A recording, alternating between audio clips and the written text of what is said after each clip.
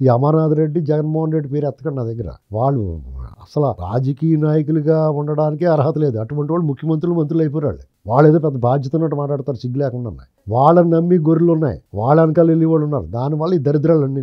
నిజంగా లాల్ బహదూర్ శాస్త్రి గారు railway accident అయినప్పుడు నైతిక బాధ్యత వహించినప్పుడు అది తప్పే.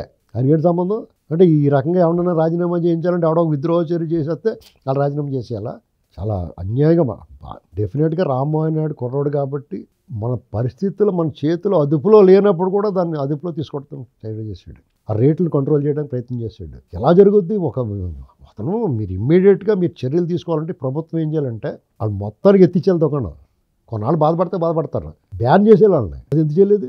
ఆ బ్యాన్ చేయనందుకు ఏం చేయాలి? మొత్తం మంత్రివర్గం అంతా బాధ్యత వహించాలి, భారత ప్రభుత్వం బాధ్యత వహించాలి. పైగా పుతిన్, రష్యా అధ్యక్షుడు పుతిన్ వచ్చిన టైంలో కాబట్టి దీంట్లో ఏం కుట్ర ఉందో చూడాలా.